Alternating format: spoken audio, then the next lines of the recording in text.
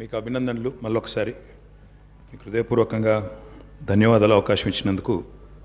అధ్యక్ష, గవర్నర్ ప్రసంగంలో ఒక మాట అన్నారు, మేము నిర్మాణాత్మకమైన సూచనలకు బేసిజాలు లేకుండా స్వీకరిస్తాము, మా ప్రభుత్వం సాకల్యంగా అన్ని చర్చించడానికి సిద్ధంగా ఉందన్నారు. అధ్యక్ష, మరి హౌస్లో అధికార పక్షం ఇక్కడ ప్రధాన ప్రతిపక్షంగా ఉన్నాం, తప్పకుండా ముగ్గురు నలుగురికి అవకాశం ఇవ్వాలని ముందుగా నేను కోరుతా ఉన్నాను. మా తలసాని శ్రీనివాస్ యాదవ్ గారు రెడీగా ఉన్నారు, పల్లా రాజేశ్వర రెడ్డి గారు రెడీగా ఉన్నారు, ఇంకా చాలా సభ్యులు రెడీగా ఉన్నారు. దయచేసి అవకాశం ఇవ్వాలని నేను కోరుతా ఉన్నాను.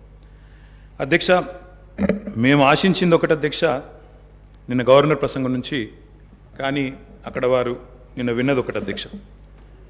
గవర్నర్ ప్రసంగం పూర్తిగా అసత్యాలు, అభూత కల్పనలు, తప్పుల తడక అని చెప్పడానికి నేను బాధపడతా ఉన్నా. ఇట్లాంటి గవర్నర్ ప్రసంగం వినడానికి ఒక సభ్యుడిగా సిగ్గుపడతా ఉన్నా అధ్యక్ష.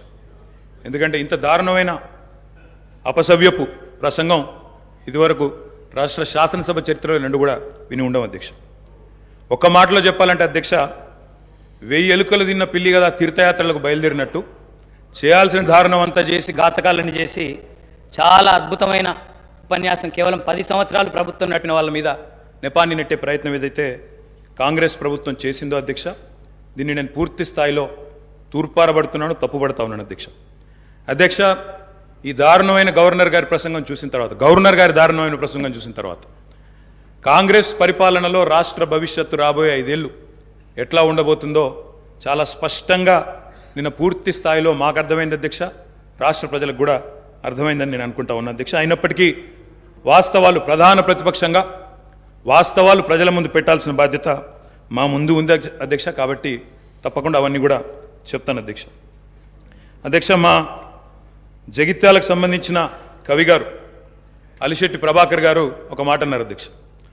ఒక నక్క, ఇది ఆయన కవితను కోట్ చేస్తున్నాను అధ్యక్ష, ఒక నక్క ప్రమాణ స్వీకారం చేసిందట ఇంకెవరిని మోసగించనండి, ఒక పులి పశ్చాత్తాపం ప్రకటించిందట తోటి జంతువుల్ని సంహరించినందుకు.